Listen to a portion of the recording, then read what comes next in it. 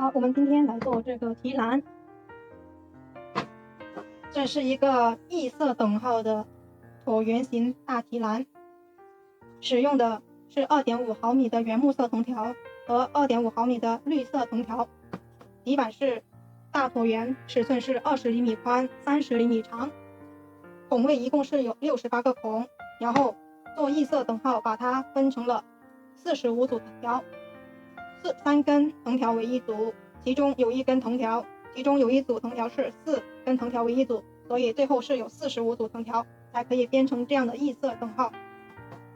好，编法就是大锁链边打底，1压2混编，4圈3股纽边，10圈等号，再加上4圈3股纽边，最后是1压2混编，还有铁丝1进6混编，再最后是1压2混编。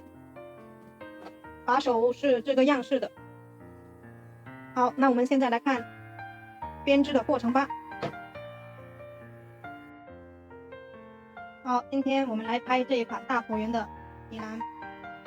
这个椭圆形尺寸是20厘米宽，30厘米长。好，这个板这一面磨砂面是底面，这一面是亮面的，是正面。我们拿到板子的时候，把正面的上面有一层透明膜，我们用手口针把它撕开。我们把正面的这个透明膜给撕开，撕开之后，这个亮面是非常光亮，会反光的。好，我们接下来去穿条。好，这个底板它是68个孔，所以我们现在拿出来68根80厘米长的藤条，然后我们就进行穿条。穿条方式是采用1字平穿，两端对齐，拉直。我们采用左低右高的方式把它穿完一圈。每一个孔里面都会有2根藤条，我们就按照这样的方式把整个圈这样穿完。好，最后一根同样是左低右高的方式把它穿完。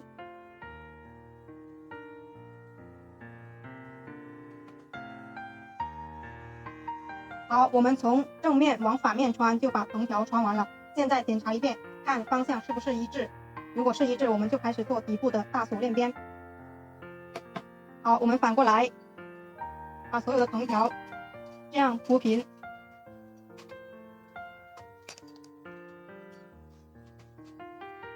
然后把一半的藤条扎起来。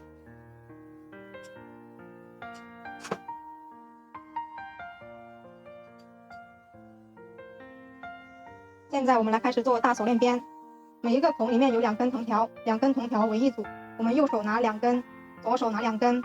我们的大锁链边口诀就是右挑1，左压2。现在我们要做右挑1一次，左手再拿一组，右挑1 2次，左手再拿一组，右挑1 3次。这就是开头3个花瓣的编法。我们左手边有3组藤条的时候，我们拿起左手的第一组，向右压2，然后左手再拿一组，再次右挑1，左手再次拿起第一组，左压2，交叉到右边的竖条就不用再动它了，放在这边。好，再来，左手拿一组，左手再拿一组，然后右挑1，所以口诀就出来了，左压2，右挑1，左压2，右挑1。好，这几个就是完整的花瓣，我们就按照右挑1，左压2的口诀把整圈做完。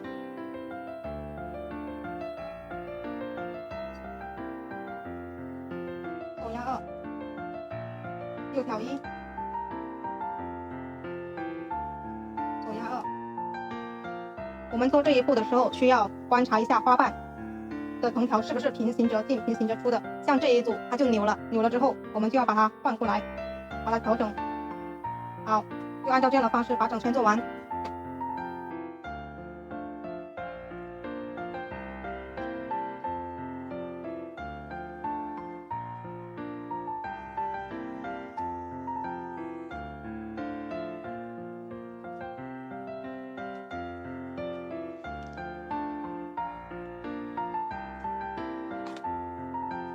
好，我们做到最后的时候已经没有右挑一的条了，所以呢，我们现在要借助我们的撬刀工具，把右挑一从这个第一个半花瓣里面挑过去左边。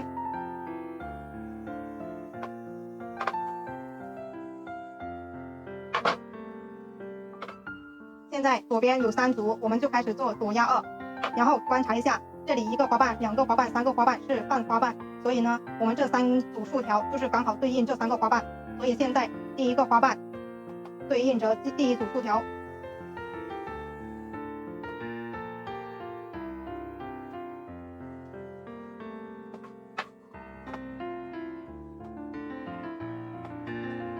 第2组花瓣对应第2组竖条。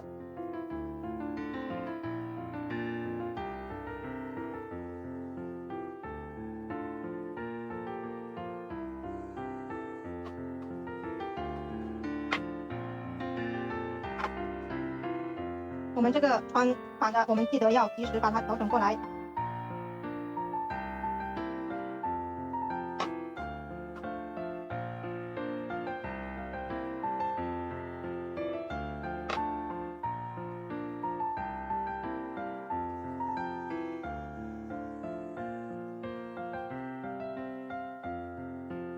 一定是平齐的穿出来。好，这样就正确了。然后第3组花瓣，看上面有这半圆的，一定不要把它收进来了，只是挑这半圈。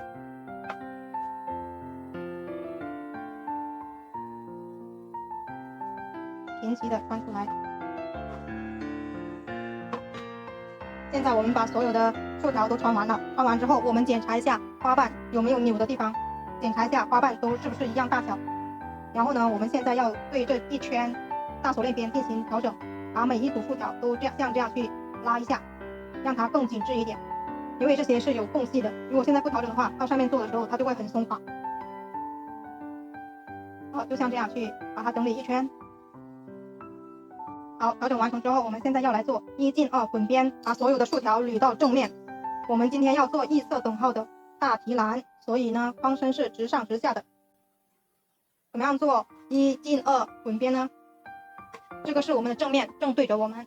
我们手上拿3根竖条，拿起第1根从后面绕过来，把这一根竖条放在这里，就不要了。然后再拿1根凑足3根，再拿第1根拉过来，这就叫1进2混边。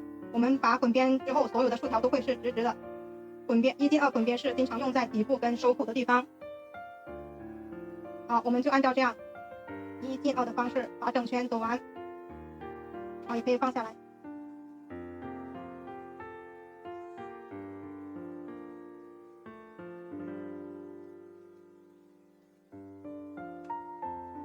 一定是要按照顺序把它完成。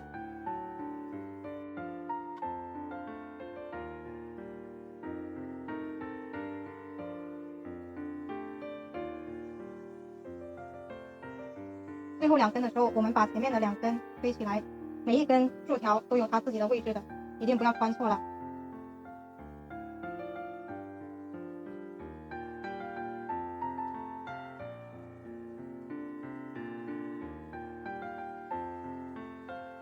好，我们穿完之后，用手把它推平齐平整，让它更加紧致。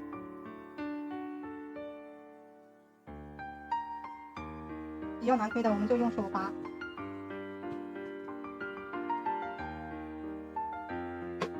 好，现在我们就把1进2混边做完了。现在来开始做4圈3股扭边。然后我们这一个底板是68个孔，一个孔有2根条，所以一共有136根条。现在我们要做异色等号的话，就需要分成单数的。我们3根为一组，然后呢还会多一组是4根条的，所以最后的结果一共分成45组条。好，我们现在来开始量藤条做3股扭边。好，拿出来我们500克1捆的原木色藤条。我们现在怎么样来去量藤条呢？好，拿出来1根。好，拿出来藤条，我们根据这个底板的形状，给宽松的量1圈，1圈的量就是边1圈。然后呢，我们一定要记得是比这个框身要量大一点，拉长一点去量，这样为1圈。好，对折就是2倍，就可以编2圈，再对折。我们一共要编4圈，所以是量4倍。那我们做3股扭边就需要有3根。好，现在这里是4倍，然后我们这里不剪断，直接这样对折一整条，所以这里就有2根4倍长的藤条，2根4倍长的是中间不剪断的。好，2根4倍长的就已经准备好了。然后我们这第3根是无限长的，从开头用到结尾，它一直都不用剪断。好，我们现在来开始做3股扭边。好，做3股扭边之前，我们需要把这2根4倍长的藤条两端分别扎成这样的小团子，因为做3股扭边的时候它会打架，如果我们不这样扎的话，我们会编不动。好，这里是对折的部分，然后这一捆就直接是无限长的，不用剪断，一直这样使用下去就可以。好，我们现在拿出来无限长的这一根，我们先把这一根插在这锁链边的下面，拿出来收口针，在一个地方插入我们的小辫子下面。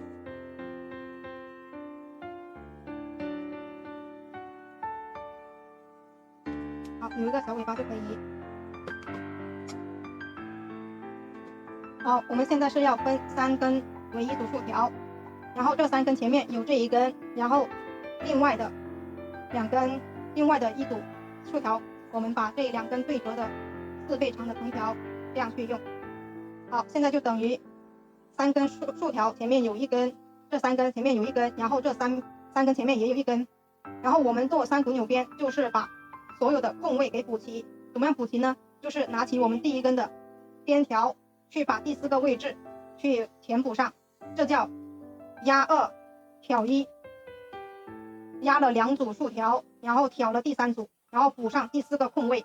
好，我们一直按照这样的方式把所有的空位补齐，同时这个边条一定要拉紧，然后拉紧的同时，我们这些竖条都是要直上直下的，它一定要垂直地面，所以一直编的时候手一直要去把它纠正，让它不要东倒西歪。第1圈的时候我们要分组的时候，同时要注意竖条一定要竖直。好，我们现在这样慢慢去把第1圈完成，有多出来的藤条一定要记得把它收起来，拉紧，把边条拉紧。第1圈的3股扭边非常重要，一定要细心的慢慢的把它做完。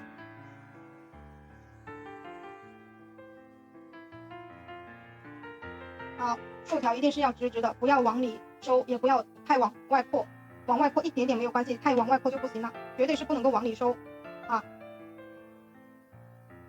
好，我们继续压2挑1，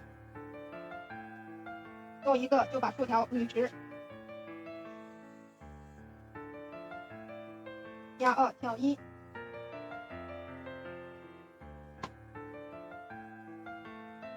压2挑1，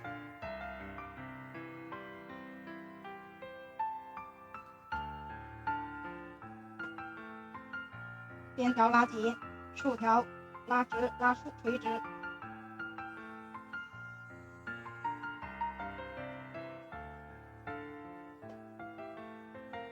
然后我们这一圈边条是平齐这个底板的这个缝隙里面，不要平齐在这个滚边，因为等我们完成3股扭边4圈之后，我们是需要进行拉条压框身的，到时候这些缝隙都会拉密了，到时候拉密了之后，它就会这个滚边跟这个边条它就会合在一起，所以一定要注意这些细节。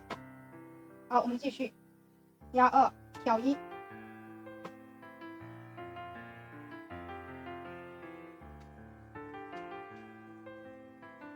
好，我们到了开头的地方，看这里是开始的地方，都是3根为一组，那最后一组就是4根为一组。好，我们现在就还是按照一样的方法，边条拉紧，竖条捋直，捋直是指垂直于桌面。我们第1圈已经分好组了，然后第2圈就稍微会快一点，但是还是需要把框身都要做好。这4圈3股扭边是整个框身打底的非常非常重要的。像我们这样打好团子的，我们用多少才需要放多少，拉出来一点点，然后它就可以顺利的把它拔出来。边条拉紧，竖条垂直，边条拉紧，竖条垂直。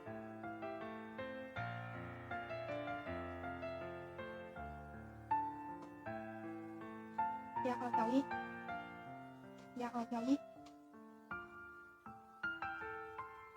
好，我们就这样把4圈做完。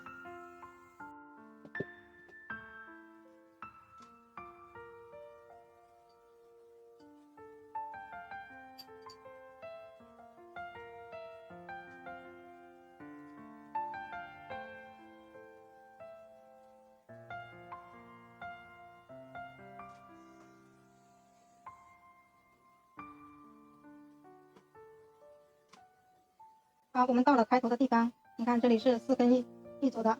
然后呢，我们现在编完4圈之后，我们要进行拉竖条、压框身。怎么样拉呢？拿起竖条，然后把这样按压一下，拉一下，拉竖条，压框身。拉的时候，它这里就会像这样。你看，它这里是有缝隙的。拉完之后，这里缝隙就没了。再来一个，按这里缝隙，好，就没了。好，我们就把一整圈的缝隙像这样去把它拉竖条、压框身，把它完成。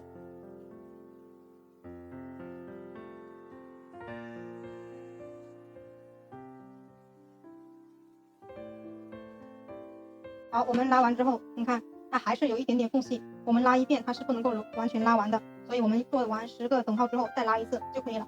好，我们现在在开始的地方让它结尾拉出了，1、2、3、4，这一根还是有的。好，到这边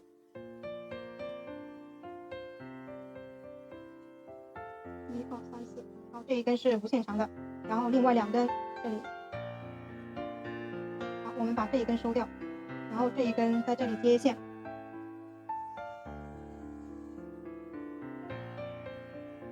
好，我们接线的地方在这里剪。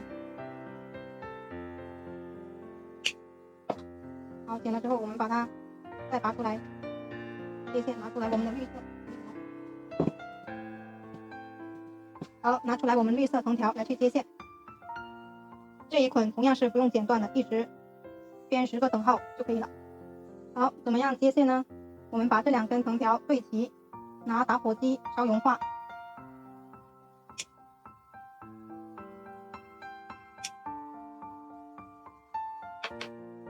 好，2端对齐，手不要动。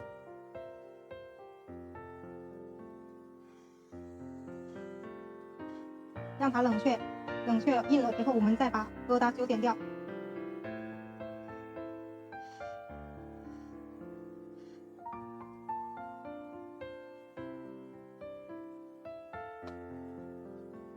好，硬了之后，我们拿出来指甲剪，把它修平整。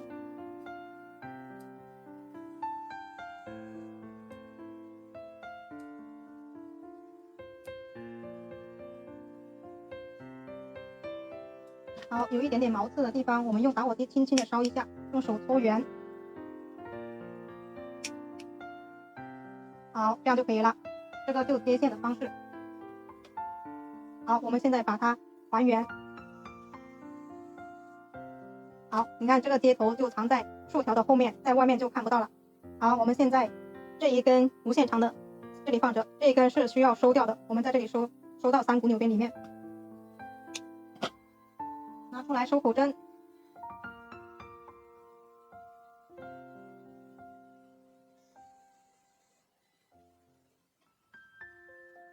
好，这样就收好了。收好之后，我们把它剪掉就可以了。好，我们把这一根压到这一边过来，然后现在我们开始平编。平编怎么样编呢？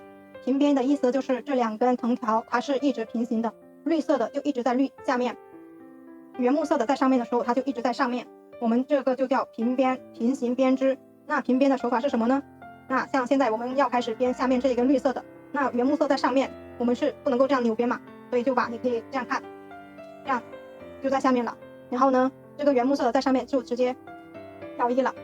那我们做平编的时候，因为它全部都是圆形藤条，所以呢它会跑条，就是它会编着编着它会这样往上走了，就叫跑条。所以我们做平编的时候是有一个手法的。比如说现在开始去编绿色藤条，那我们的左手拇指一定要按压，把这个藤条按压出来一个形状，就像这样按压出来，它就会有一个形状，有一个弧度。然后呢我们就这样挑过去，上面原木色也是一样，用大拇指把它按压出来一个形状。好，就是按照这样的方式。如果你是新手看不出来这个扭法，我们这个叫反扭。如果是你看不出来看不清楚，你就可以每一次把这一根藤条拿到这边，那就直接就是挑一就可以了。那如果你熟悉了之后，你就直接是不用把这个原木色的掰过来，就直接按压挑一。所以我们就有一个就叫反扭，扭边，这个叫正扭正挑，这个叫反挑。按压一个形状出来，挑一，然后呢你的手要通过原木色的下面拿上绿色的，然后按压，然后这样挑一，所以这个就叫反扭、正扭。所以每一次整个手穿过原木色，拿到下面的绿色，挑一。好，就是按照这样的手法，我们完成10个等号。编完10个等号，我们就可以再编4圈3股扭编就可以了。好，这个等号因为分的是单数45组的竖条，所以是其他地方不用变换方向，一直这样编下去就可以了。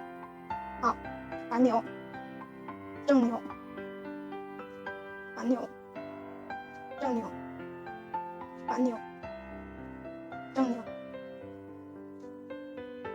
简单吧？好，就这样按照这样的方式，我们编10个等号就可以了。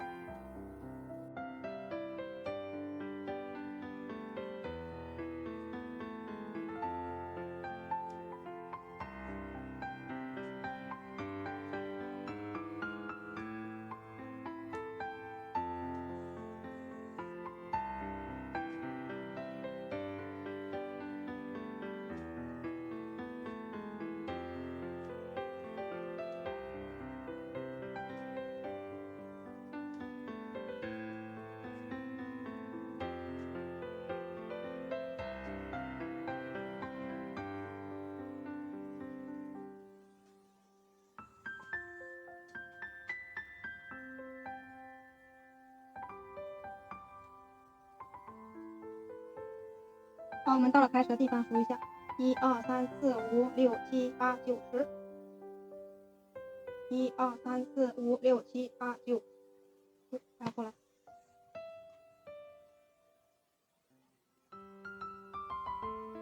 1、2、3、4、5、6、7、8、9、10。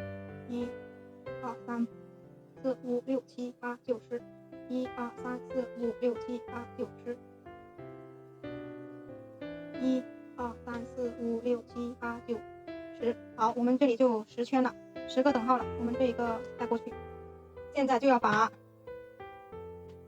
绿色的藤条换成原木色的，然后再做4圈3股扭编，还是跟底部一样，量4倍长的藤条，然后要2根4倍长的，做4圈3股扭编。好，我们现在把它收在哪里？我们把它点在这里。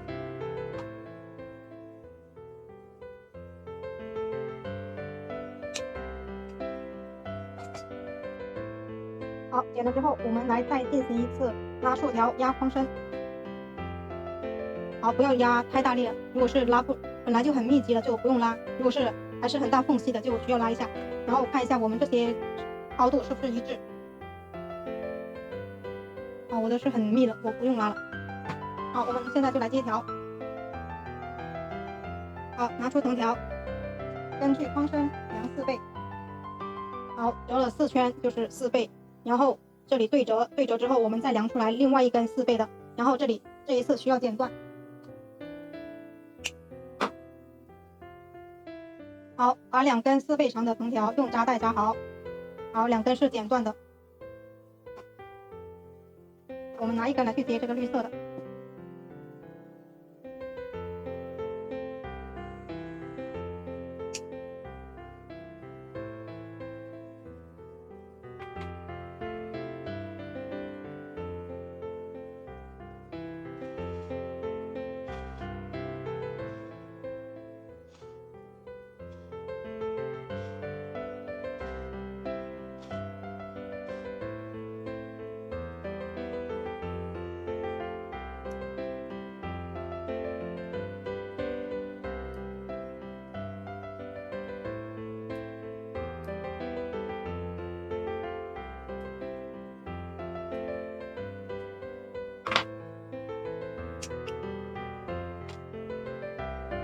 好，这一根接好之后，我们把它还原。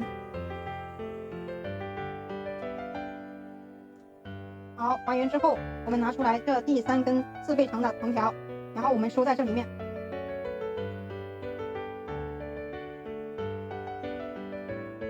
拿出来我们的手骨针，把它穿下去。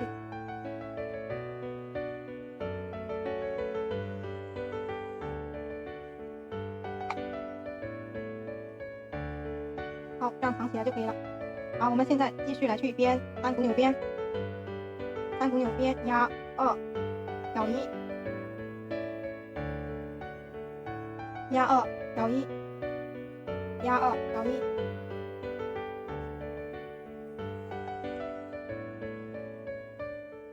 好，我们就这样松，要多少再拉多少，不要一下子全部拉完。好，我们就这样把4圈3股纽边做完。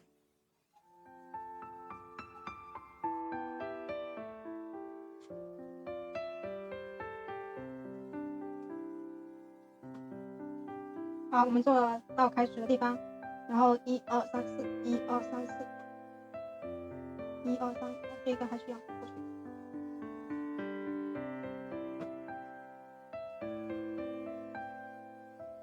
1 2 3。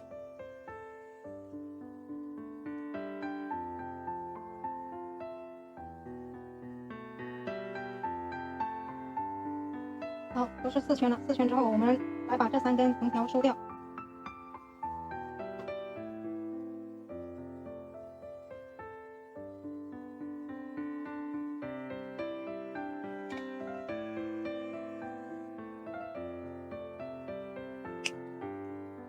拿出收口针，把它收掉。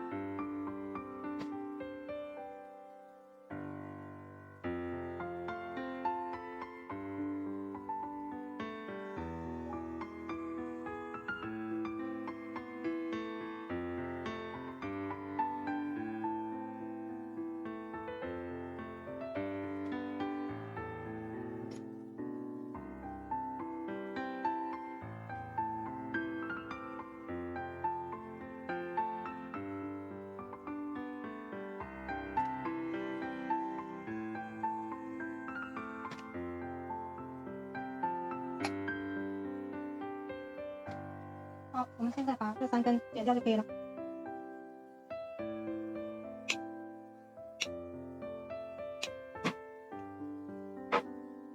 好，我们来整理一下框身，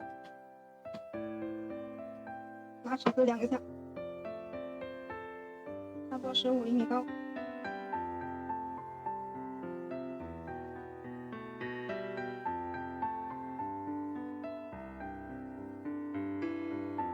好，这里开始的地方是有点高，我们用跳头把它拉一下。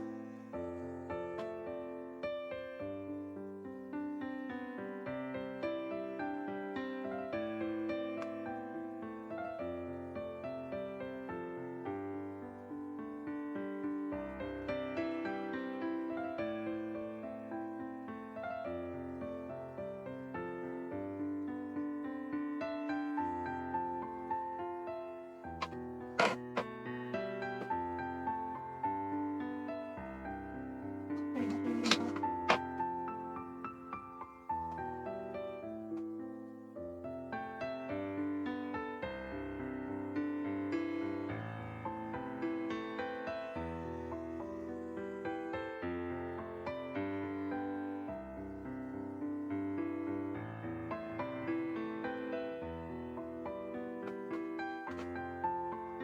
好，我们稍微轻轻的把竖条拉一下，框身压一下，看还有没有空隙。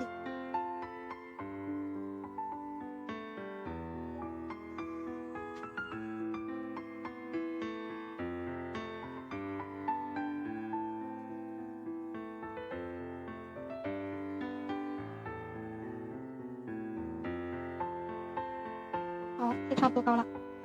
做高之后，我们来开始做收口。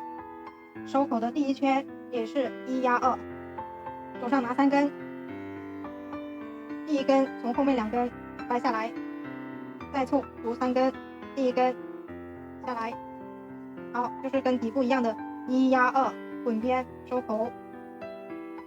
好，我们按照这样的方式把一整圈做完。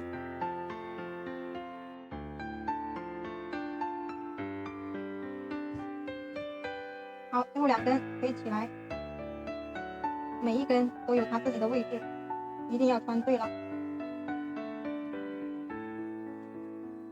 好，我们整理一圈。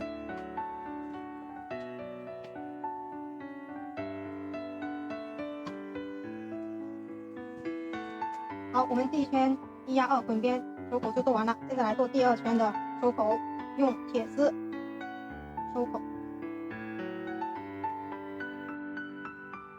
好，拿出来我们的铁丝，根据框口的大概范围量出来铁丝。好，点好铁丝之后，我们需要在桌面上把它整理的平整，不然等下变形了，框口收的不好，把它扭正。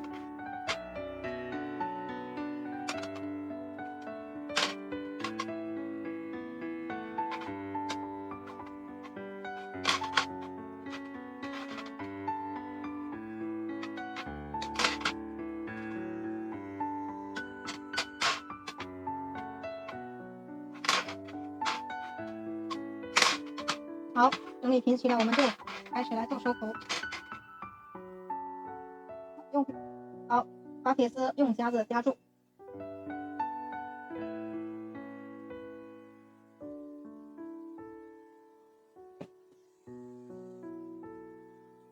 好，我们手上拿6根，拿起第一根，拿第一根的时候需要大拇指推铁丝，把第一根拉紧，从第6根的洞里面穿进去。好，再拿一根凑足6根，把第一根拉紧，穿进去，这叫1进6滚边，拉紧，穿进去，拉紧，穿进去，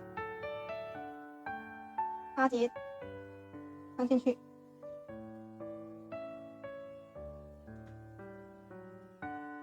这里第一根拉紧的时候，它这里是会收紧的，看到吗？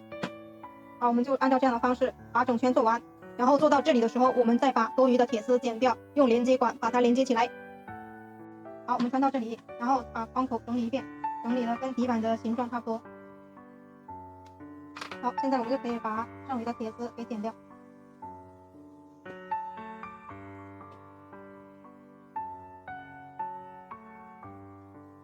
好，留一点点缝隙。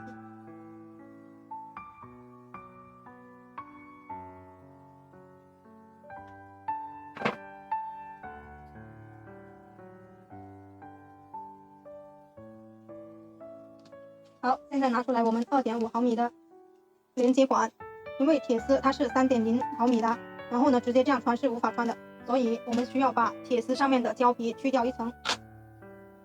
好，在1厘米处的地方做个标记，两边都要去掉。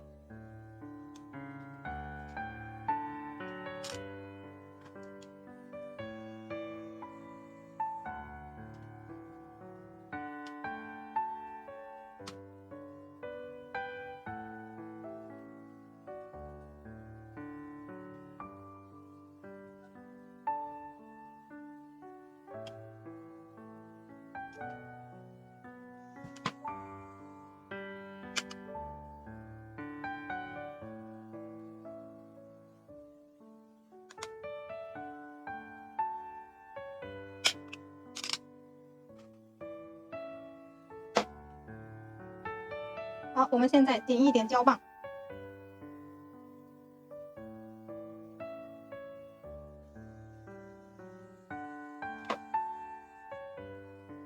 把胶棒塞进连接管里面，稍融化，穿进铁丝，另外一边也把胶棒穿进去，稍融化，然后穿进去，让它冷却。好，冷却之后，我们剪一点电工胶带，把它缠起来。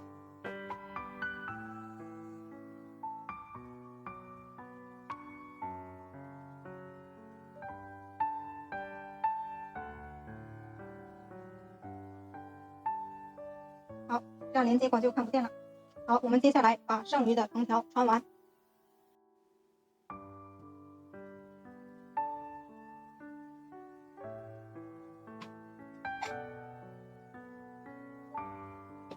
好，最后手上的5根，我们需要借助收口针把它穿完。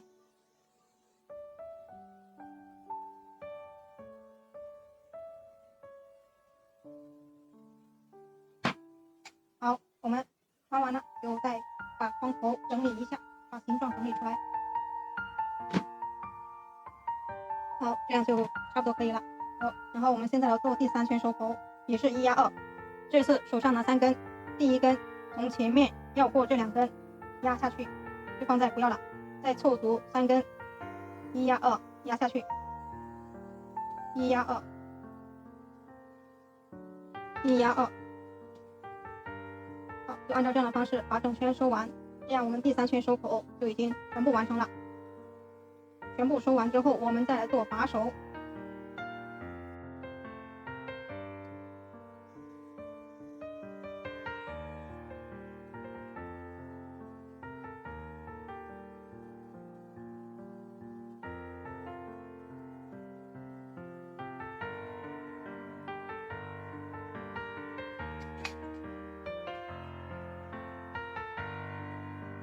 最后2针借助收口针把它收完。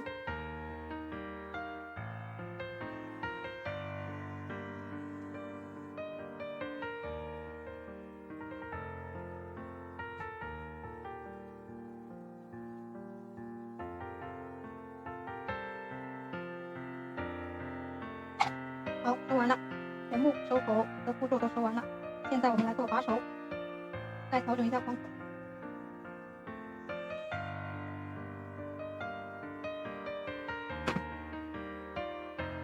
这个就叫异色等号，这个叫同色等号。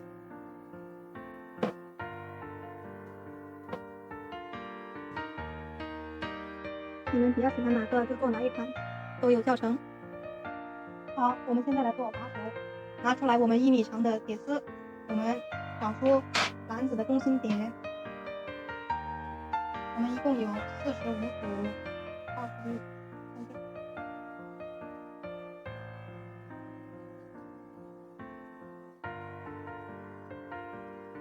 好，我们中间隔3组。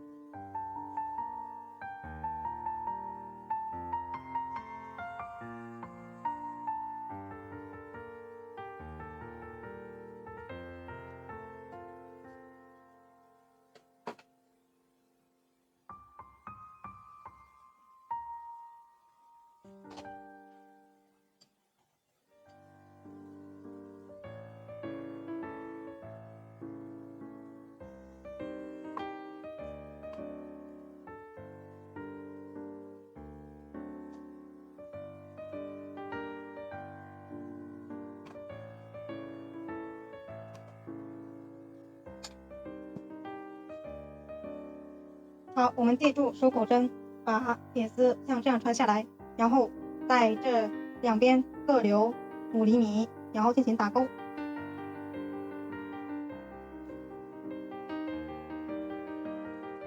好，这个不一样。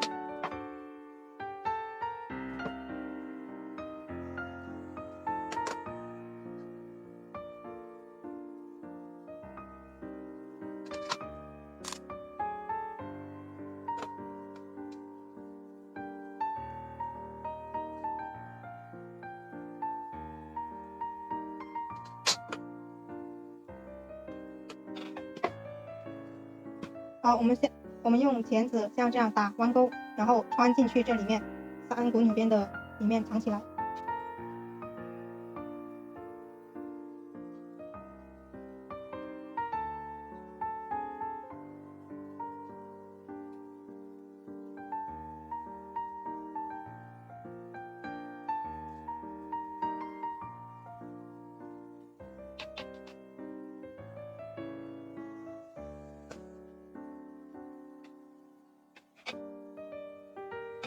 好，我们借助收口针就可以把它穿成这样，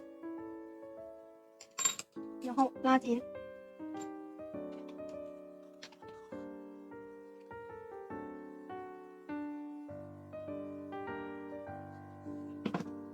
好，这样就穿好了。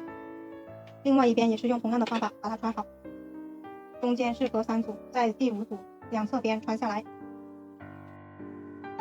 好，铁丝就穿好了。我们现在来开始缠把手。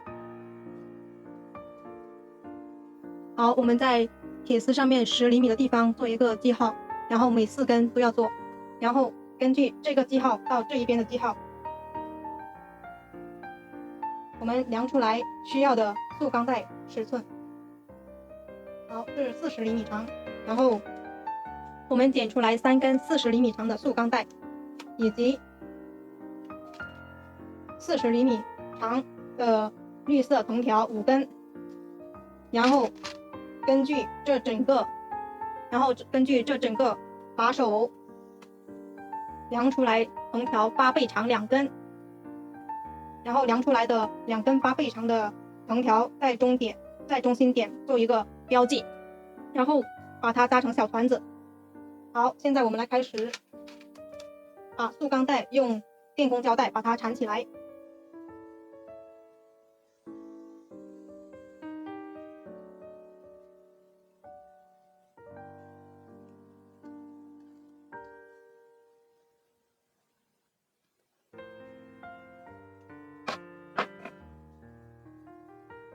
好，速钢带就缠好了。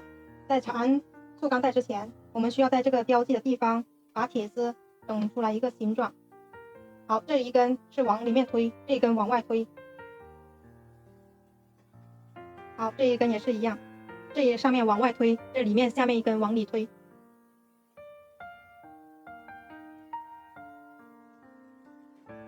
好，我们需要做一个这样的形状。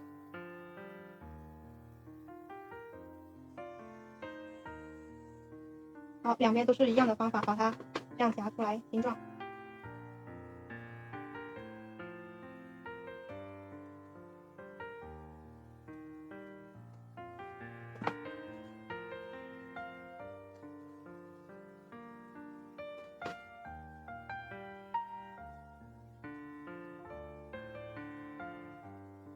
好，我们现在来把速钢带和铁丝缠起来。速钢带夹在铁丝的中间，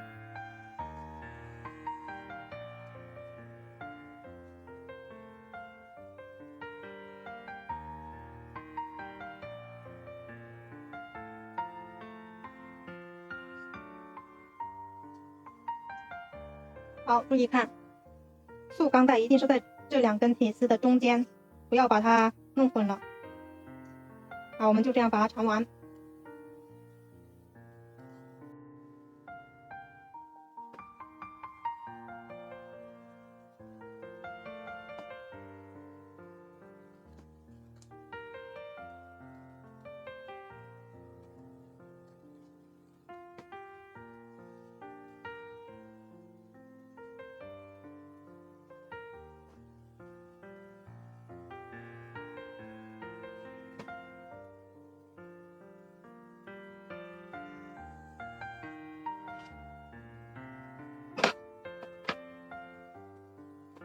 我们这个把手就缠好了，现在用藤条来去把它缠起来。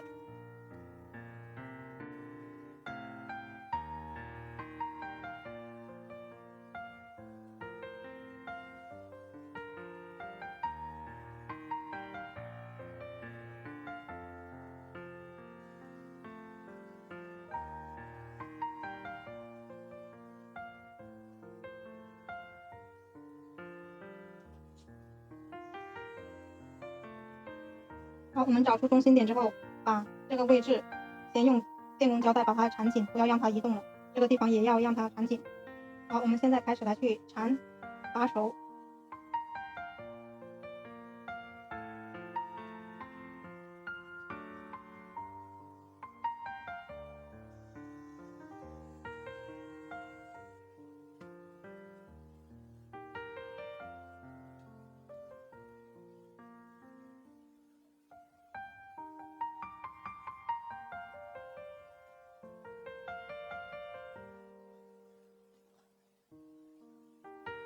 好，拿起来。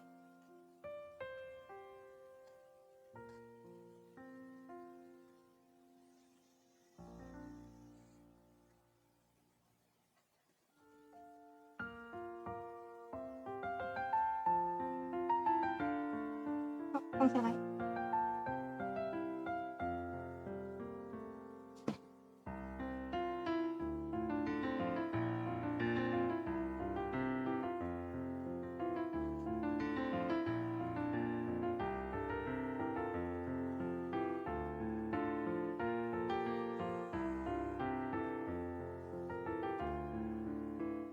好，再拿起来。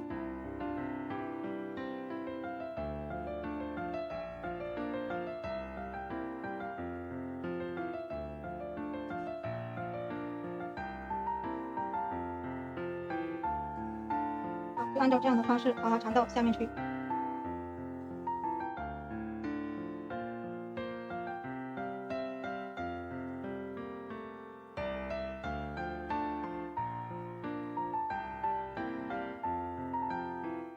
好，到了这里，我们就可以把这个扎带拆开来。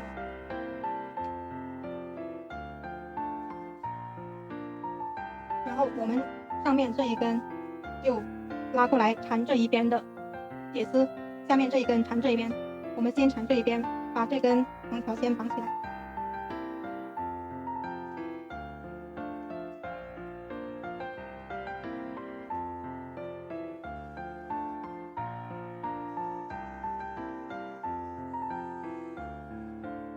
用夹子夹住。好，我们现在来缠这边的铁丝。我们剪出一根藤条，然后作为加固使用。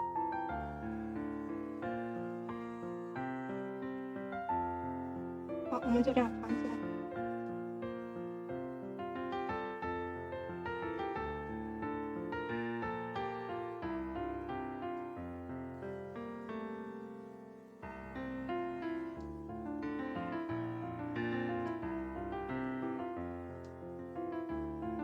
好，一直缠就可以了，缠到这底部。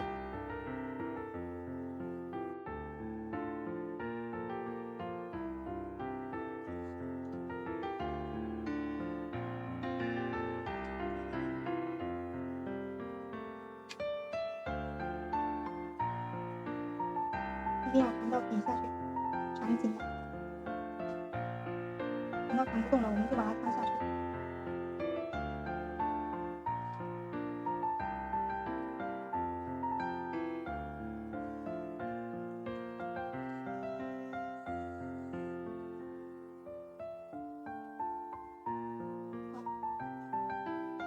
我们现在借助手口针把它穿到单股纽边里面去。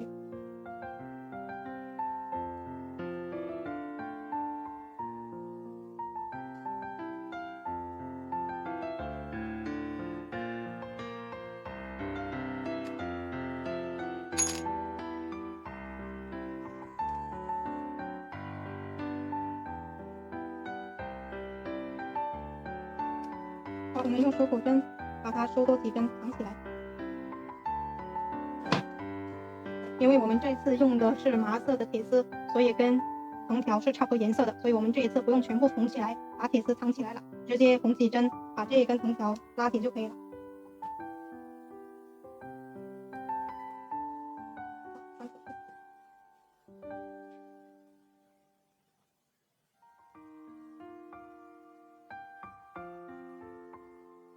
再穿进去，我们穿到隔壁中间去穿下来，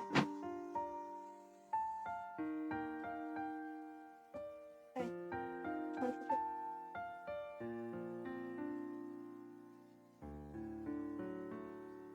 好，是这样平行的，把它穿过来另外一组。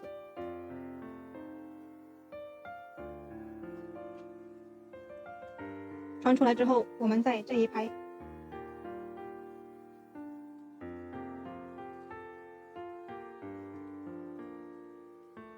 我们两个的穿。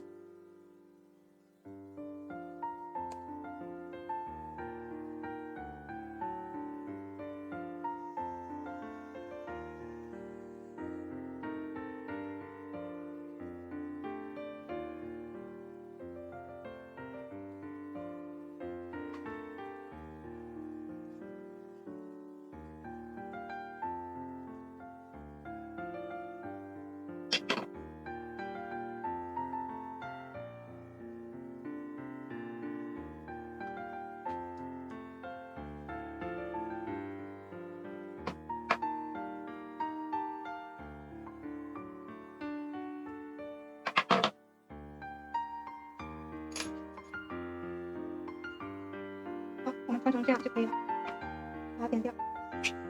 好，4个角都是同样的方法穿。好，我们现在穿这一根，这一边就穿好了，好不好看？好，我们现在来缠这边的把手。好，我们把电工胶带先剪掉，好，留着下次使用。这个也剪掉。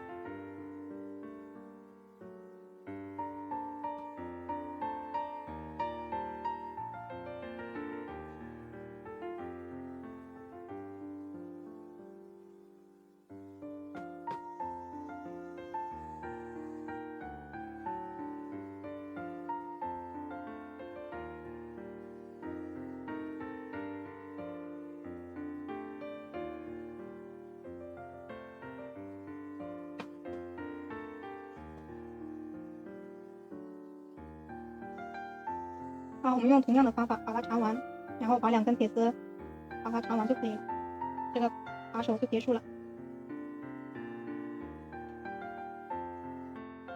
好，我们把手都已经缠完了，现在我们把多余的藤条剪掉。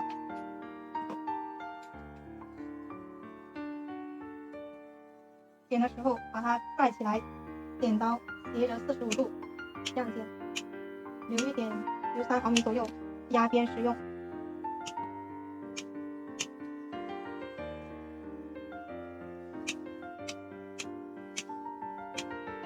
好，这后面一根剪掉也可以。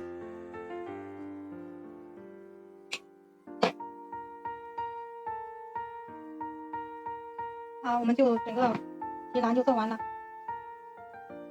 欣赏一下。